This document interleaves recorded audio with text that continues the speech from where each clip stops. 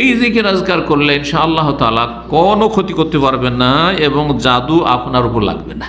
কোরআনে দেখছেন না নকশা, দেখবেন ইন্ডিয়া বাংলাদেশের অধিকাংশ তরজমা কোরআনের শুরুতে না শেষে কি আছে? নকশা। প্রত্যেক সূরার নামে নকশা আছে। এই যদি দেখে যে একটা মেয়ের সাথে কথা বলেছে, কথা বললে না না এই গোলমাল আছে। আসসালামু আলাইকুম রাহমাতুল্লাহি ওয়া বারাকাতুহু। ওয়াতাওয়াল্লি ইয়াউমাজ যাহফ, রণক্ষেত্র থেকে আল্লাহর রাস্তায় যদি জিহাদ হয় তাহলে সেখান থেকে পালায়ন করা হচ্ছে ধ্বংসাত্মক গুনাহ। এই জন্য নবী সাল্লাল্লাহু আলাইহি ওয়াসাল্লাম বলেছেন যে কাফেরের সাথে মুখোমুখি হোক, লড়াই হোক, কখনো চাইবে না আমরা শান্তিতে থাক, তো তোরা দূরে থাক, তোদের অনিষ্ট থেকে দূরে থাকি, ইসলামের দাওয়াত দিতে থাকে, ইসলামের দাওয়াত দিতে থাকে। কিন্তু যখন প্রয়োজন হয়ে যাবে, জরুরি হয়ে যাবে, আর শাসকের নির্দেশ হয়েছে জিহাদের জন্য শর্ত, আর নেমে গেছেন, মাঠে নেমে গেছেন, তারপরে পালিয়ে যাবেন, তো যারা টিকে থাকবে তারাও টিকতে পারবে না, মনোবল শেষ হয়ে যাবে মানুষের। যারা হিম্মত করেছিল তারাও হিম্মত হারিয়ে দেবে, যার ফলে বড় কাবিরা গুনাহ, ধ্বংসাত্মক গুনাহ হচ্ছে জিহাদ ফি সাবিলিল্লাহর ময়দান থেকে পালিয়ে আসা। ওয়াকাযফিল মুহসিনাতিল মুমিনাতিল গাফিলাত, সতী সাধ্বী নারীর ওপর কেউ যদি মিথ্যা অপবাদ দেয়, ব্যভিচার, অমুক অমুকের সাথে দেখেছি, অমুক অমুকের সাথে দেখেছি, অমুক অমুকের সাথে প্রেম করে, খুব সহজ ভাষায় একটু সন্দেহ হইলেই হইল, শুধু নেগেটিভ চিন্তা। কিছু লোকের আছে এমন অ্যালার্জি আছে, যদি দেখে যে একটা মেয়ের সাথে কথা বলেছে, কথা বললে না না এই গোলমাল আছে, আপনাকে এই দায়িত্ব দিয়েছে, রব ওর হিসাব দেবে। যতক্ষণ পর্যন্ত হাতে নাতে 4 জন সাক্ষীর সাথে ধরা না পড়ছে ততক্ষণ পর্যন্ত কারো সম্পর্কে মুখ খোলার কোনো অধিকার নেই। 1 জন 2 জন 3 জন পর্যন্ত যদি দেখে থাকেন, তারপরেও যদি 3 জন মুখ খুললেন আর 4টা সাক্ষী না নিয়ে আসতে পারেন, সাক্ষীর ব্যবস্থা করেন আগে, না নিয়ে আসতে পারেন, তাহলে ইসলামের দৃষ্টিতে ইসলামী শাসন যদি থাকে, হ্যাঁ কোরআনের আইন যদি থাকে, তাহলে আপনাদেরকে 80 কোড়া করে খেতে হবে। এত সহজ নয়, মান ইজ্জতের ব্যাপার। না হলে মানুষ যার সাথে দুশমনী আছে ফাঁসিয়ে দিল, যা করছে আজকাল, কারণ আল্লাহ ছাড়া বিচার করার কেউ নেই, আর বলে দিলে মানুষ বিশ্বাস করে নেবে। এটা ফেরেশতা চরিত্রের মানুষের বিরুদ্ধেও যদি কেউ বলে দেয় যে ওর নারী সংক্রান্ত তার খুব দুর্বলতা আছে, নারীদের সম্পর্কে তার খুব দুর্বলতা আছে, এইরকম কথা কেউ যদি বলে দেয়, ব্যাস বিশ্বাস করে গেল। আপনাকে বিশ্বাস করতে কে বলেছে? জানি না, আমি আমার জবানকে কন্ট্রোল করব, আমার চোখকে কন্ট্রোল করব, আমি ফাঁসবো না তার জন্য। যে বলেছে সে এই গুনাহ বোঝা উঠাকে। কার উপর মিথ্যা অপবাদ দেওয়া অত সহজ বিষয় নয়। দুনিয়ার সমস্ত কোটি কোটি টাকার যদি কেস হয়, 2 জন সাক্ষী যথেষ্ট। কিন্তু কারো মানিজ্যত নষ্ট করার জন্য জেনার অপবাদ দেওয়ার ক্ষেত্রে, ব্যভিচারে যদি কেউ অপবাদ দেয়, তাহলে কজন সাক্ষী লাগবে? 3 জনও হবে না, 4 জন সাক্ষী লাগবে।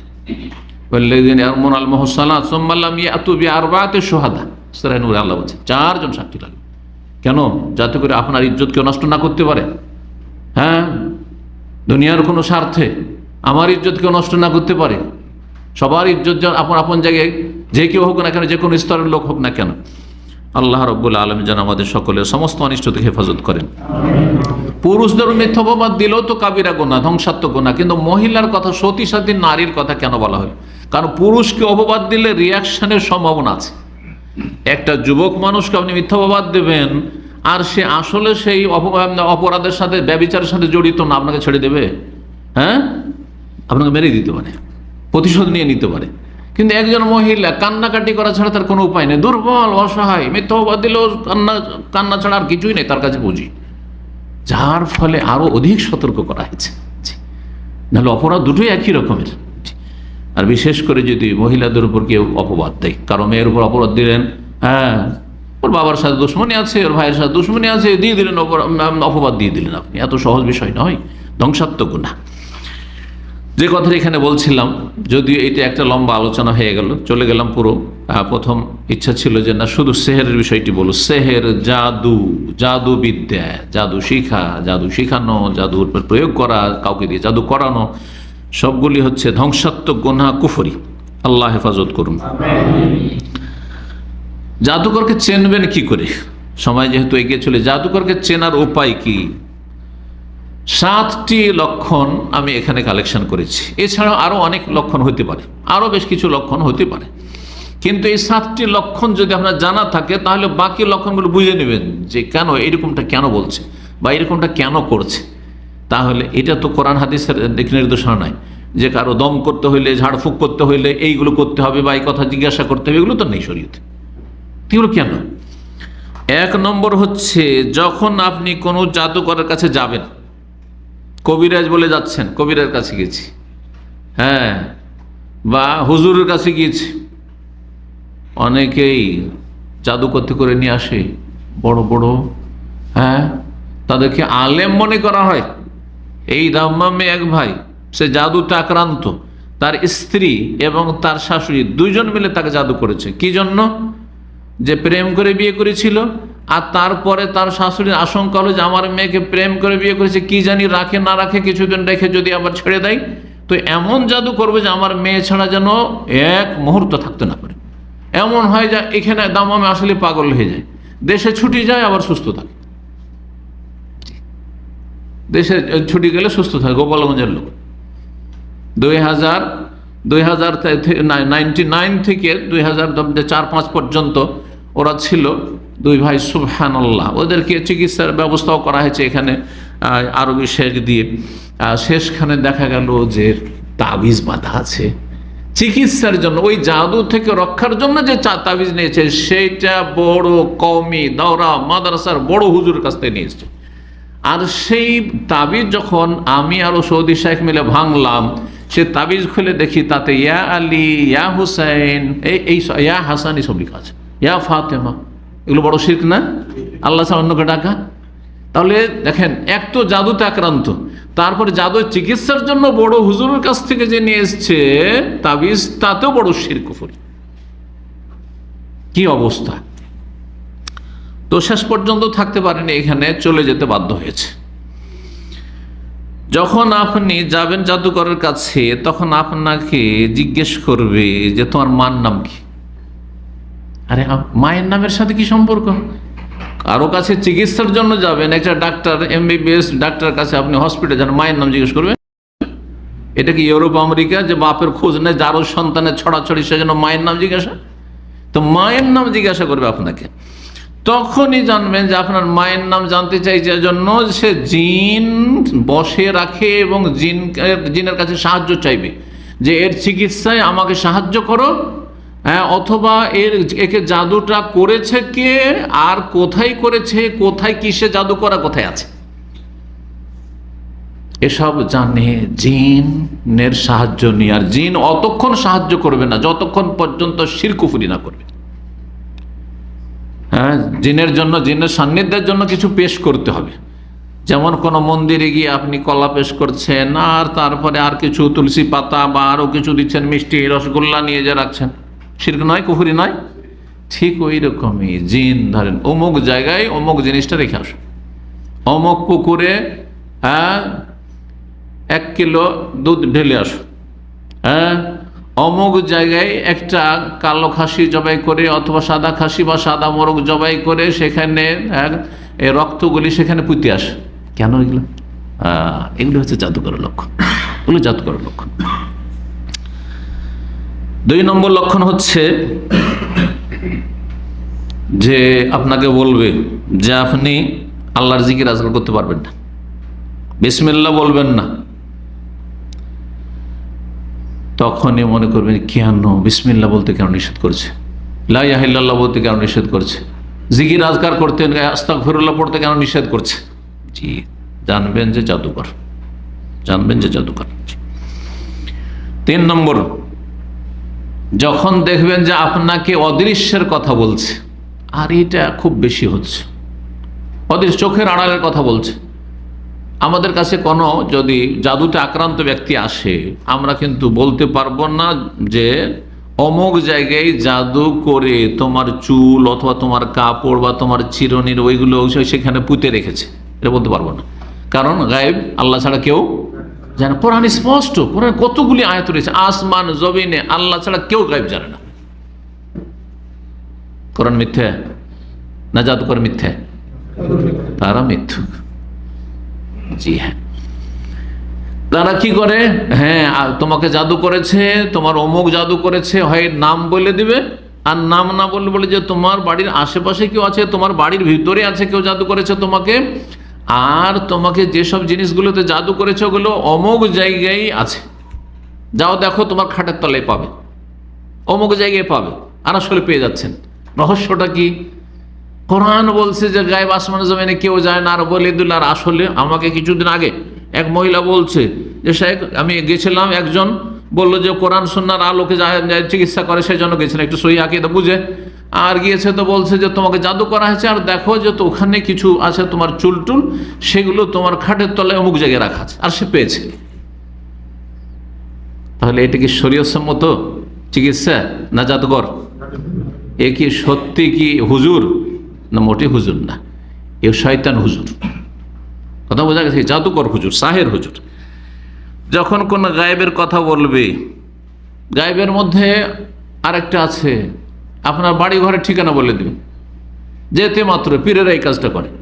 পীরেরা কিভাবে মরিদকে ফাঁসায়, ও আপনি পাবনা থেকে এসছেন না, আপনার ওই সমস্যা আছেন না, আপনার এই জন্য এসছেন না, আপনার স্ত্রী অসুস্থ এই জন্য না, আরে সবই তো মিলে যাচ্ছে, ভাবছি যে তো পীরে কামেল, কিন্তু না, এ সাহের কামেল, বড় কামেল জাদুকর। কথা বোঝা গেছে?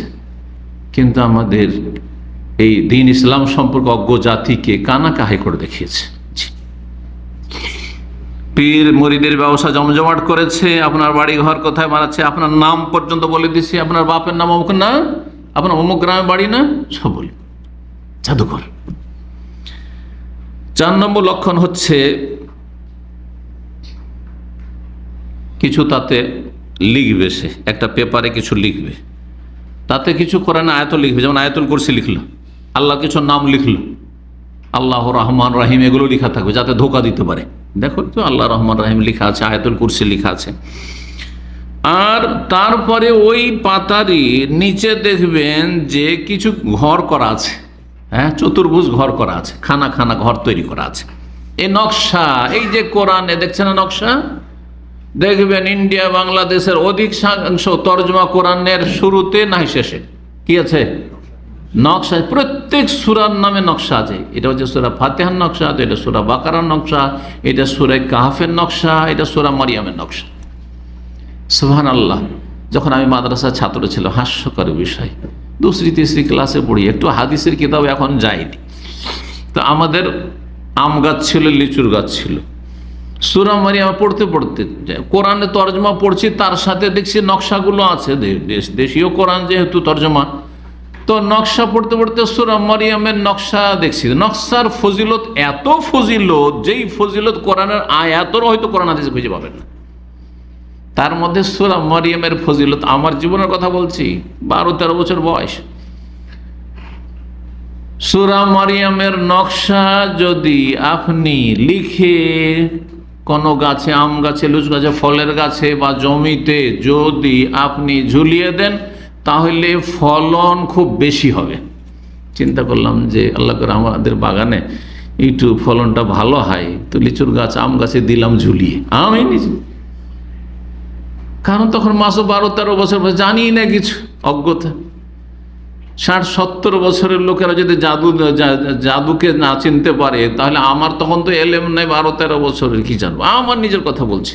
এইগুলি হচ্ছে জাদু। এই যে নকশার নামে, জি, একটা বইয়ের নাম জানেন, চিকিৎসা বই, সোলেমানি নকশা, নামই হচ্ছে সোলেমানি নকশা। এতে সেহের জাদু আছে। মকসুদুল মোমেনিন, তাতে চেহেল কাপ, 40টা কাপওয়ালা মন্ত্র আছে, বুঝতে পারছেন? এগুলি হচ্ছে সব জাদু। জি, দেখবেন ঘর করা আছে, আর এমন কিছু কিছু অক্ষর লেখা আছে। অক্ষরের মানে কি হবে? কোনো জায়গায় কাফ লেখা আছে, কোনো জায়গায় হা লেখা আছে, কোনো জায়গায় আর কিছু লেখা আছে, কোনো জায়গায় অঙ্ক লেখা আছে। এগুলো সব জাদু, মন্ত্রতন্ত্র। তো তারপরে তাতে হয়তো কিছু অক্ষর লেখা আছে অথবা নাম্বার দেওয়া আছে। আর এগুলো দিয়ে জিনকে কি করে? জিনকে আহ্বান করে বা জিনের সাথে যোগাযোগ করে। এইসব নকশার মাধ্যমে, মন্ত্রতন্ত্রের মাধ্যমে জিনের সাথে যোগাযোগ করে। সুতরাং জেনে যাবেন যে না, এর কাছে চিকিৎসা নেওয়া যাবে না।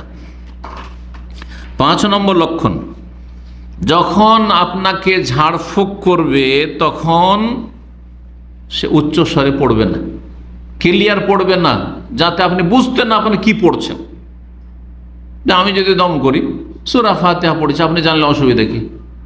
বা সূরা ইখলাস, ফালাক, নাস পড়ছি, অথবা কাফিরুন পড়ছি, অথবা আমি আয়াতুল কুরসি পড়ছি, অসুবিধা আছে? বা যে কোনো আয়াতই পড়ছি, ধরেন জিন সম্পর্কীয় আয়াত পড়ে জিনের চিকিৎসার ক্ষেত্রে, অথবা সেহের সম্পর্কে আয়াত, মা যে তুম বেহে সেহর ইন্নাল্লাহ সাইয়ুবতিলু ইন্নাল্লাহ লা ইউসলিহু আমাল মুফসিদিন ইন্নামা সানাউ কাইদু সাহির ওয়া লা ইফলিহু সাহিরু হাইসু আতা। সেহের জাদুর চিকিৎসা, অসুবিধা আছে? কিন্তু তারা না, স্পষ্ট করে পড়বে না, কারণ মন্ত্র পাঠ করছে, সেই জন্য শোনাবে না, যাতে বুঝে না নেন আপনি। আর মাঝে মাঝে আপনাকে প্রতারণা করার জন্য, ধোকা দেওয়ার জন্য দুই একটা আয়াত ওর মাঝখানে পড়ে, মন্ত্র পড়ছে আর মাঝখানে দুটো একটা আয়াতও পড়ছে, যাতে, আর সেটা আয়াতটাকে একটু উচ্চ স্বরে পড়বে, যাতে আপনি বুঝেন যে যেটা পড়ছে ওগুলো আয়াতই পড়ছে, মানে এই তো শুনলাম একটু আয়াত। জি। আর তারপরে জোরে আয়াতটা পড়ে দিয়ে আস্তে করে তখন মন্ত্রতন্ত্রগুলো পড়বে, যাতে থাকবে বিভিন্ন রকম এমন মন্ত্র যেগুলো বোধগম্য না, এমন শব্দ যেগুলো বোধগম্য না। হ্যাঁ, হিন্দু ধর্মের মন্ত্রতন্ত্রের বেশ কিছু বই পুস্তক আছে। আমার এক চাচাতো ভাই মুরব্বী, আমার সাথে অনেক বয়সে মারা গেছে রাহিমাহুল্লাহ, কিন্তু আলহামদুলিল্লাহ যে আমার কাছে, আমার সামনে এসেছিল, তখন আমি মাদ্রাসা পড়ে ফারিগ হয়ে গেছি, যার ফলে ওকে রাস্তাটা দেখাইতে পেরেছে, না হলে শির কুফুরির উপরে মরত। সে আমাকে একদিন বলল যে আমার কাছে একটা এর ঝাড়ফুঁকের কিতাব আছে, বই আছে। আমি দেখি, তো দেখলাম যে সব হিন্দুদের মন্ত্রতন্ত্র, দেবদেবের নাম দিয়ে হিন্দুদের মন্ত্রতন্ত্র, বলছে এইগুলো দিয়ে ঝাড়ফুঁকগুলো শির কুফুরিগুলো তো, এবং এটিকে তাড়াতাড়ি করে জ্বালিয়ে দেন। তো যাই হোক, এমন কিছু থাকবে যা বোধগম্য না, সেগুলি বাংলায় লেখা আছে, বাংলায় লেখা আছে, কিন্তু কিছু বোঝা যাচ্ছে না। যেমন আপনাদের সামনে যদি সংস্কৃত লেখা থাকে বুঝবেন, ঠিক ওই রকমই এমন মন্ত্রতন্ত্র লেখা আছে যে কিছু বোঝা যাচ্ছে না। আর যে যা পাঠ করছে সে হুম হুম হুম এই করে পাঠ করবে, যাতে করে আপনি কোনো কিছুই বুঝতে না পারেন। এগুলো সব মন্ত্র তাদের। আর তারপরে আরেকটি লক্ষণ হচ্ছে 6 নম্বর, যে অসুস্থ ব্যক্তিকে, রোগীকে, বা যে আক্রান্ত কোনো রোগে, তাকে কিছু পেপার দেবে, কাগজ দেবে, বলবে যে এই কাগজগুলিকে তুমি জ্বালিয়ে দিও, নিয়ে যাও। এগুলোকে কি করবে? জ্বালাতে কেন বলছে?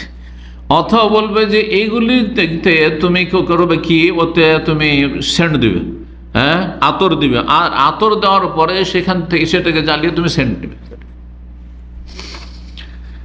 7 নম্বর লক্ষণ, যে বলবে যে তুমি কিছু সময় ধরে এমন একটা রুমে থাকবে, কক্ষে থাকবে, যেখানে কারো সাথে মেলামেশা করবে না, হ্যাঁ, নির্জন বাস করবে। আর এমন জায়গায়, এমন ঘরে থাকবে যেখানে সূর্যের আলো না যায়, হ্যাঁ, সূর্যের তাপ না যায়, সূর্যের আলো না যায়। এটা একটা তাদের কৌশল বা জাদুর একটা পদ্ধতি। আর একটি উল্লেখ করেছেন, আটটি হয়ে যাবে তাহলে। 8 নম্বর, সেটা হচ্ছে কখনো কখনো জাদুকর বলবে রোগীকে যে দেখো, তুমি আমার কাছে চিকিৎসা নিলে, এতদিন পর্যন্ত পানি স্পর্শ করতে পারবে না। পানি স্পর্শ করবে, একজন মুসলিম পানি স্পর্শ করবে না, তার মানে উজু করবে না, গোসল করবে না। গোসল না করলে তাহলে নামাজও পড়বে না, যাতে করে সালাত থেকে বিরত থাকে, তাহারাত পবিত্রতা থেকে, উজু গোসল থেকে বিরত থাকে। এতে হবে কি, জাদু করাটা আরো সহজ হবে। যত নাপাক থাকবে, যত পাপের অবস্থায়, গুনার অবস্থায়, তত বেশি জাদু কাজ করবে। বিশেষ করে তারা বলে যে 40 দিন তুমি পানি ছুঁতে পারবে না, 40 দিন পর্যন্ত পানি ছুঁতে পারবে না।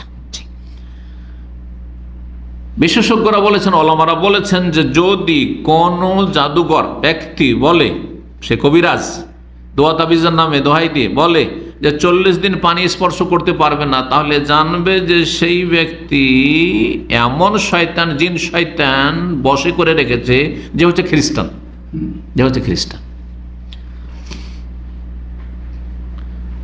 এই 8টি লক্ষণ আপনাদের সামনে পেশ করলাম। কিসের? জাদুঘরকে বা জাদুকে চেনার, যে এখানে জাদু বা জাদুর কর্মকাণ্ড চলছে, অথবা এই ব্যক্তি হচ্ছে জাদুকর। এখন জাদু থেকে আত্মরক্ষার উপায় কি? দুটো দিক রয়েছে। একটা হচ্ছে অগ্রিম আত্মরক্ষার আমাদের প্রত্যেকের প্রয়োজন এটা, যারা সুস্থ আছেন আর যারা অসুস্থ আছেন সব অবস্থায় আমাদেরকে সব সময় প্রোটেকশনের ব্যবস্থা চারিদিক থেকে। যেমন আপনি নিজেকে মানুষ দুশ্মন থেকে বাঁচিয়ে রাখেন, যেই যাকে মনে করেন যে আমার জানের দুশ্মন, ওর ধারে কাছেও যাবেন না, তাই না? ওর থেকে বাঁচার জন্য ওই রকম আপনি তদবির করছেন। ঠিক ওই রকমই আপনাকে জাদু এবং জাদুর অনিষ্ট থেকে, জাদুকরের অনিষ্ট থেকে আত্মরক্ষার জন্য অগ্রিম ব্যবস্থা নিতে হবে, ওয়েকায়া। আরেকটি হচ্ছে আক্রান্ত হওয়ার পরে চিকিৎসা। আক্রান্ত হওয়ার পরে চিকিৎসা ইনশাআল্লাহ তাআলা আগামী পর্বে বা আরেকটি পর্বে আলোচনা করব। আজকে আপনাদের সামনে শুধু আলোচনা করি যে জাদু থেকে রক্ষার জন্য অগ্রিম ব্যবস্থা কে নেবেন। সবচেয়ে গুরুত্বপূর্ণ বিষয় আল্লাহর জিকির। আল্লাহর জিকির আজকার যারা করে তার কাছে শয়তান আসতে পারে না। শয়তান অনেক শক্তিশালী হয়ে আসে। শয়তানকে যদি শয়তান বলেন তো আরো শক্তিশালী হয়ে যাবে। হ্যাঁ, শয়তানকে যদি খবিস বলেন বা শয়তানকে গালমন্দ করেন তাহলে আরো শক্তিশালী হয়ে যাবে। কিন্তু যদি বলেন বিসমিল্লাহ, সাথে সাথে একেবারে কীট পতঙ্গের চাইতেও বেশি দুর্বল অসহায় হয়ে যাবে। ওলামারা এই কথা বলেছেন, বিসমিল্লাহ। এই জন্য বাথরুমে ঢোকার সময় বিসমিল্লাহ। হ্যাঁ, আপনার একটা বাচ্চা পড়ে যাচ্ছে, হ্যাঁ দেখছেন যে আষাঢ় খেতে যাচ্ছে, বিসমিল্লাহ, জি হ্যাঁ বিসমিল্লাহ বলেন। তারপর ইন্না লিল্লাহ বলেন যদি কিছু হয় তাহলে, কিন্তু বিসমিল্লাহ বলেন। এতে হবে কি শয়তান একেবারে অসহায় হয়ে যাবে, একেবারে অসহায় হয়ে যাবে। মশা মাছির সমানও তার মধ্যে শক্তি থাকবে না, ওলামারা বলেছেন।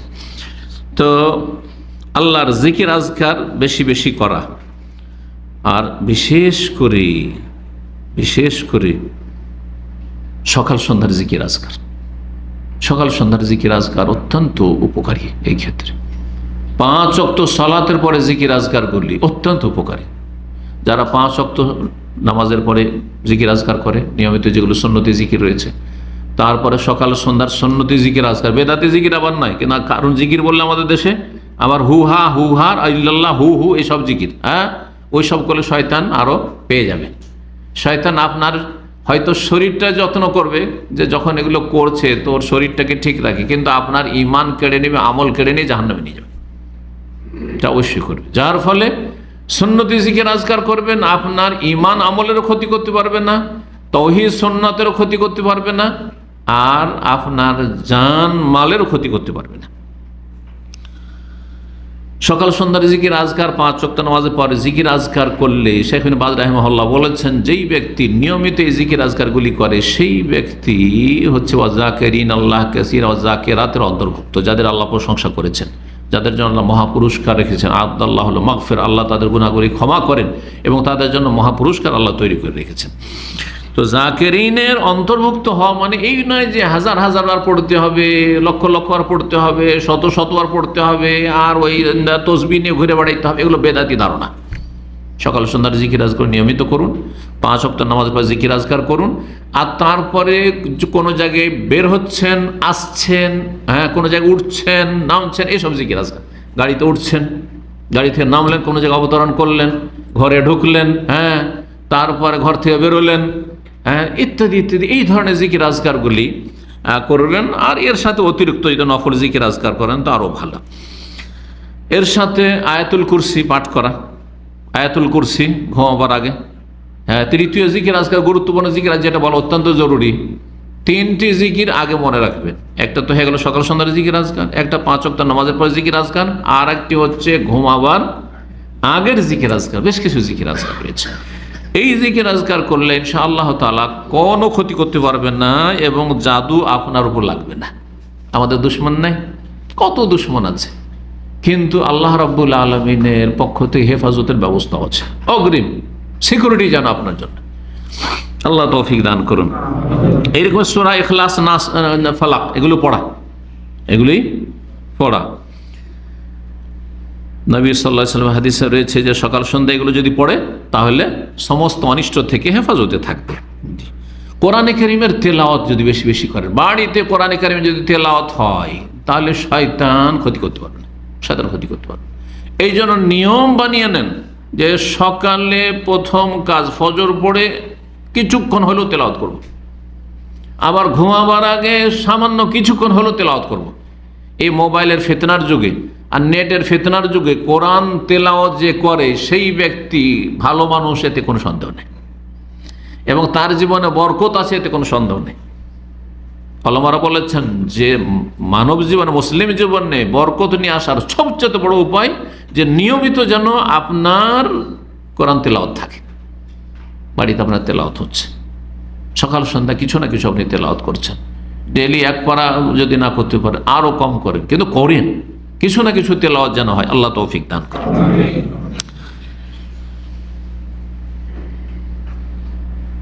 এই জিকির আজকারের ক্ষেত্রে আয়াতুল কুরসি সম্পর্কে, ঘুমাবার আগে যদি আয়াতুল কুরসি পড়ে, তো এই ক্ষেত্রে স্পষ্ট হাদিস রয়েছে। নবী সাল্লাল্লাহু আলাইহি ওয়াসাল্লাম বলেছেন, ইযা আওয়াইতা ইলা ফিরাশিকা, যখন বিছানায় আসবে, ফাকরা আয়াতুল কুরসি, আয়াতুল কুরসি পড়ে নেবে। তাহলে কি হবে? লাম ইয়াজাল আলাইকা মিনাল্লাহি হাফিজুন ওয়ালা ইয়াকরুবুকা শাইতান, আল্লাহর পক্ষ থেকে সারা রাত তোমার সামনে পাহারাদার, সিকিউরিটি নিযুক্ত থাকবে। বডিগার্ড, হাফেজ মানে বডিগার্ড, হারেস এবং হাফেজ দুটোই অর্থ হচ্ছে বডিগার্ড। তোমার হেফাজতকারী ফেরেশতা নিযুক্ত থাকবে। ফেরেশতা, আপনি ঘুমিয়ে আছেন, ফেরেশতা আপনার পাহারা দিচ্ছে, আমার পাহারা দিচ্ছে। আয়াতুল কুরসি পড়ে ঘুমাইলে। ওয়ালা ইয়াকরুবুকা শাইতান, শয়তান তোমার কাছেও আসতে পারবে না। ঘুমান খুব, শয়তান কাছেও আসতে পারবে না, কারণ ফেরেশতা পাহারা দিচ্ছে আপনার। সহিহ বুখারীর হাদিস, জি সহিহ বুখারী 3033 নম্বর হাদিস। এইরকমই সূরা ফালাক নাস সম্পর্কে যে হাদিস রয়েছে আবু দাউদের, তিরমিজিতে, এবং হাদিসটি সহিহ, সেই হাদিসটি শোনায় রাসূলুল্লাহ বলছেন, ইকরা কুল হুয়াল্লাহু আহাদ, সূরা ইখলাস, 3টি সূরা। সূরা ইকরা কুল হুয়াল্লাহু আহাদ, তুমি কুল হুয়াল্লাহু আহাদ পড়ো, সূরা ইখলাস, ওয়াল মুআউযিজাতাইন, এবং 2 মুআউযিজার সূরা মানে সূরা ফালাক এবং সূরা নাস। কারণ সূরা ফালাকে কিন্তু জাদুর অনিষ্ট থেকে আশ্রয় চাওয়া হয়েছে, আর বদনজরের অনিষ্ট থেকে আশ্রয় চাওয়া হয়েছে। কোন আয়াতগুলিতে? অমিন শাররিন নাফাসাতে ফিল উকাদ, এটা হচ্ছে জাদু, জাদুকারিনী। নাফাসাত ফিল উকাদ, যারা গিরাই ফুক দেয়, গ্রন্থিতে যারা ফুৎকার দেয় মন্ত্র পড়ে, তাদের অনিষ্ট থেকে আল্লাহ তুমি রক্ষা করো, তোমার কাছে আশ্রয় চাইছি। অমিন শাররি হাসিদিন ইযা হাসাদ, আর হিংসুকের হিংসা থেকে যখনই হিংসা করুক না কেন, এটা হচ্ছে যাদের নজর খারাপ, যাদের নজর হিংসুটের নজর। আপনার ভালো গাড়ি দেখলে বরদাস্ত হয় না, ভালো জামা কাপড় দেখলে বরদাস্ত হয় না, আপনার সুন্দর ছেলে মেয়ে দেখলে বরদাস্ত হয় না, আপনার একটু স্মার্ট যদি সুন্দর দেখে যে আপনি চাকচিকন হয়ে আছেন, সুন্দর হয়ে আছেন, তাহলে বরদাস্ত হয় না, আপনাকে দেখলে গা জ্বলে উঠে। তাদের অনিষ্ট থেকে রক্ষার জন্য এই সূরা ফালাক, অমিন শাররি হাসিদিন ইযা হাসাদ। যদি এই 3টি সূরা কেউ পড়ে, হিনা তুমসি ওয়াহিনা তু, সকালবেলা এবং সন্ধ্যাবেলা, সালাসা মাররা, 3 বার করে, তাকফিকা মিন কুল্লি শাই, সমস্ত অনিষ্ট থেকে রক্ষার জন্য তোমার যথেষ্ট, যথেষ্ট। নবী করিম সাল্লাল্লাহু আলাইহি ওয়াসাল্লাম বলছেন। আরেকটি দোয়া, সেটি হচ্ছে বিসমিল্লাহিল্লাযী লা ইয়াদুররু মা ইসমিহি শাইউন ফিল আরদি ওয়ালা ফিস সামাই ওয়া হুয়াস সামিউল আলিম। কার মুখস্থ নেই? প্রায় যারা আলহামদুলিল্লাহ এখানে যারা আসেন, তারা বাইরের লোকদের মুখস্থ নেই, যারা দিন শিখে না এখানে এসে, তাদের মুখস্থ নেই, কিন্তু আপনাদের মুখস্থ আছে, কিন্তু অনেকে আমল করেন না। এই মর্মে উসমান রাদিয়াল্লাহু তাআলা বলছেন যে রাসূলুল্লাহ বলেছেন, মা মিন আবদিন ইয়াকুলু ফি সাবাহি কুল্লি ইয়াউমিন ওয়া মাসা, কোন বান্দা যদি প্রতিদিন সকালবেলা সন্ধ্যাবেলা বলে, বিসমিল্লাহিল্লাযী লা ইয়াদুররু মা ইসমিহি শাইউন ফিল আরদি ওয়ালা ফিস সামাই ওয়া হুয়াস সামিউল আলিম, সালাসা মাররাত, 3 বার, লাম ইয়াদুররুহু শাই, কোনো কিছু ক্ষতি করতে পারবে না, জাদু ক্ষতি করতে পারবে না, জিন শয়তানও না, মানুষ শয়তানও না, আর সাপ বিচ্ছুত না, কোনো কিছু ক্ষতি করতে পারবে না। কোনো বড় রোগে, মারাত্মক রোগ, দুরারোগ্য রোগ, যার কোনো চিকিৎসায় নেই, আক্রান্ত হবে না। রোগ হইতে পারে, কিন্তু এমন রোগ যেগুলো চিকিৎসা আছে, অথবা যেগুলোতে চলে ফিরে মানে জীবনযাপন করা যায়, বাঁচা যায়, কিন্তু এমন কিছু হবে না যেটা আপনার জন্য ধ্বংসাত্মক হতে পারে, শারীরিক মানসিক, পাগল হয়ে যাবেন, অথবা কুষ্ঠ রোগে আক্রান্ত হয়ে যাবেন, এমন কোনো রোগে আক্রান্ত হয়ে যাবেন যেটা আর কোনো চিকিৎসায় বলছে নেই, এমন হবে না। লাম ইয়াদুররুহু শাই, কোনো কিছুই ক্ষতি করতে পারবে না। হাদিস তিরমিজিতে রয়েছে, ইবনে মাজাহ, মুস্তাদরাক হাকিমে রয়েছে। আল্লামা আলবানী রাহমাহুল্লাহ হাদিসটিকে সহিহ বলেছেন। জাদুর অনিষ্ট থেকে আর জাদুকরের অনিষ্ট থেকে অগ্রিম রক্ষার জন্য আর একটি গুরুত্বপূর্ণ কাজ, সেটি হচ্ছে ফরজ ইবাদত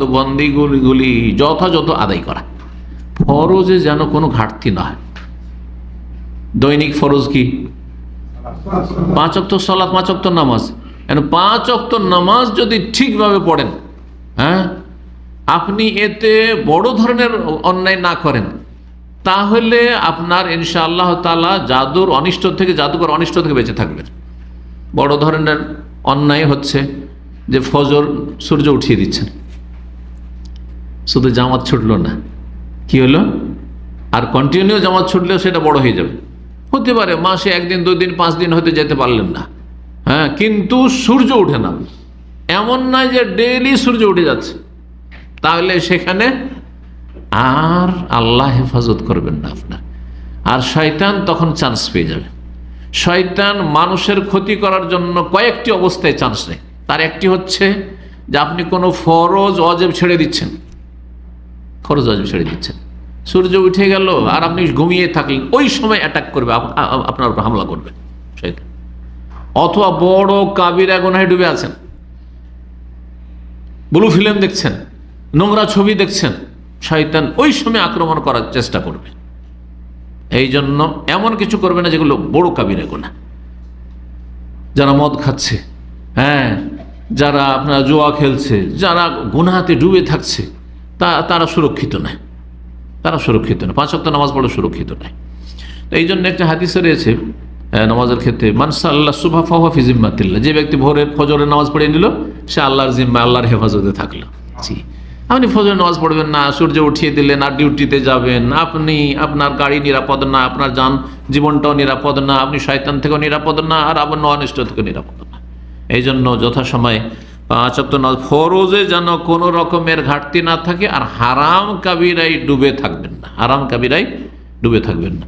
শয়তান আরেকটি সময় আক্রমণ করে, সেটা হচ্ছে দীর্ঘ সময় ধরে যদি নাপাক হয়ে থাকে, বিশেষ করে নামাজের সময়। স্বপ্নদোষ হয়ে গেছে, স্বপ্নদোষ হয়েছে, তারপরে 2-4 ঘন্টা লেট করলে অসুবিধা নেই। সহবাস হয়েছে, তারপরে 2-4 ঘন্টা লেট করলে সমস্যা নেই, কিন্তু নামাজের টাইম পার করলে হবে না। স্বপ্নদোষ হয়েছে আর তারপরে আপনার এসা পড়েননি, হয়তো ফজর পড়েননি, ফজর পার হয়ে চলে গেছে আর স্বপ্নদোষ হয়েছে, তখন আক্রমণ করবে, নাপাক পেয়ে গেছে আপনাকে, আর এদিকে আপনি ওয়াক্ত পার করে দিয়েছেন, বেশ কিছু সুযোগ পেয়ে গেছে তাহলে শয়তান। এই জন্য এই বিষয়গুলি যেন আমাদের মনে থাকে, হারাম থেকে বেঁচে থাকবেন, তাহলে আল্লাহ রাব্বুল আলামিন শয়তানের অনিষ্ট থেকে হেফাজত করবেন। আল্লাহ রাব্বুল আমাদের হেফাজত করুন। এছাড়াও যে কোনো জায়গায় নামবেন, যখন কোনো জায়গায় হঠাৎ করে বাড়িতে ঢুকলেন, বাসা দেখেন আপনারা সারাদিন কিন্তু আপনাদের রুম বন্ধ থাকছে, ডিউটিতে চলে গেলেন, সকালে যাচ্ছেন, সন্ধ্যায় ফিরছেন, 8 ঘন্টা 10 ঘন্টা পরে, ঠিক কিনা? এই যে 10টা ঘন্টা আপনার রুমটা খালি, এই সময়টা তো শয়তানের বিচরণ ওখানে। অন্য যদি হেফাজতের ব্যবস্থা না থাকে, সেখানে জিকির আজকার তেলাওয়াত এগুলো হয় না হয়তো, তাহলে শয়তান ওখানে বিচরণ করবে। তাহলে করবেন কি, যখন আপনি বেরোবেন, বিসমিল্লাহি তাওয়াক্কালতু আলাল্লাহি ওয়ালা হাওলা ওয়ালা কুওয়াতা ইল্লা বিল্লাহ, হাদিসে কি রয়েছে, ওকিতা, হ্যাঁ, তোমার রক্ষা করা হলো, হাফিজতা, তোমার হেফাজত করা হলো, এই দোয়া পড়ে বেরোবেন। যখন আপনি ঢুকছেন রুমে, বলেন আউযু বিকালিমাতিল্লাহি তাম্মাতি মিন শাররি মা, বিসমিল্লাহ বলে ঢুক, প্রথম কথা বিসমিল্লাহ, তারপরে সালাম দিয়ে দেন, আসসালামু আলাইকুম। মুসলিম জিনারা থাকলে সালাম দিলেন, তাদের আসসালামু আলাইকুম, সালাম দিয়ে দেন, অসুবিধা কি? আসসালামু আলাইনা ওয়া আলা ইবাদিল্লাহিস সালিহিন, কোনো অসুবিধা নেই, আসসালামু আলাইকুম। অথবা সালাম না দিয়ে বিসমিল্লাহ বলেন কমপক্ষে, তাহলে আর শয়তান আপনার সাথে ঢুকতে পারলো না, অথবা শয়তান ক্ষতি করতে পারলো না, আল্লাহর জিকির করে নিলেন আপনি। আর তারপরে আউযু বিকালিমাতিল্লাহি তাম্মাতি মিন শাররি মা। বরং অফিসে ঢুকছেন, অফিসও আউযু বিকালিমাতিল্লাহি তাম্মাতি মিন শাররি। হতে পারে অনেক হিংসুক আছে, আপনাকে আপনার কোম্পানিকে তাড়াতে চায়, আপনার ক্ষতি করতে চায়, আপনাকে মালিকের কাছে বদনাম করতে চায়, হ্যাঁ, আপনার ভাবমূর্তি নষ্ট করতে চায়, কত রকমের শত্রু রয়েছে, জিন শয়তান রয়েছে, মানুষ শয়তান রয়েছে। সুতরাং আউযু বিকালিমাতিল্লাহি আত-তাম্মাতি মিন শাররি মা, সহিহ মুসলিমের হাদিস। ওই ক্ষেত্রেও রয়েছে, কেউ যদি কোনো জায়গায় নামে আর সেখানে যদি এটি পড়ে নেয়, লাম ইয়াদুররুহু শাইআন, কোনো কিছু কেউ ক্ষতি করতে পারবে না, হাত্তা ইয়ারতাহিলা মিন মানজিলিহি যালিক, যতক্ষণ পর্যন্ত সেখান থেকে আপনি না চলে যাবেন। যে কোনো ক্ষেত্রে, কোনো পেট্রোল পাম্পে নামলেন, কোনো হোটেলে গিয়ে উঠলেন, আপনি অফিসে গেলেন, অভ্যাস করেন, আল্লাহ রাব্বুল আলামিন তৌফিক দান করুন। আমি আমার ইসলামিক সেন্টারে আসলে আলহামদুলিল্লাহ ভুলে যাওয়া মনে হয় খুব কমই হয়। গেটে ঢুকলেই বিসমিল্লাহ আউযু বিকালিমাতিল্লাহি তাম্মাতি মিন শাররি, বাস হয়ে গেল, আউযু বিকালিমাতিল্লাহি, কোনো কষ্ট লাগলো, জিকির আজকার হয়ে গেল। আর তারপরে আমার আত্মরক্ষার ব্যবস্থা, হেফাজতের ব্যবস্থা হয়ে গেল। লাম ইয়াদুর রহসান, কোনো কিছু ক্ষতি করতে পারবে না। আল্লাহ রাব্বুল আলামিন যেন তাকে স্মরণ রাখার, তার জিকির আজকারের সবসময় আমাদেরকে তৌফিক দান করেন। গুনাহর কথা কাজ থেকে আল্লাহ যেন আমাদের সকলকে বাঁচিয়ে রাখেন। আল্লাহ রাব্বুল আলামিন নেক আমলের তৌফিক দান করেন। এখানে আজকের আলোচনা শেষ করছি। আল্লাহ রাব্বুল আলামিন যেন কবুল করেন এবং সমস্ত রকমের মানুষ শয়তান, জিন শয়তান অনিষ্ট থেকে আল্লাহ হেফাজত করেন। আল্লাহ আপনাদের আমাদের সকলের জীবনে যেন বরকত দান করেন। আল্লাহ রাব্বুল আলামিন জান্নাতের পথে যেন রাখেন। দিন দুনিয়ার সমস্ত কল্যাণ যেন আল্লাহ আমাদেরকে দান করেন। সুবহান রাব্বিকা রাব্বিল ইজ্জাতি আম্মা ইয়াসিফুন ওয়া সালামুন আলাল মুরসালিন ওয়ালহামদুলিল্লাহি রাব্বিল আলামিন।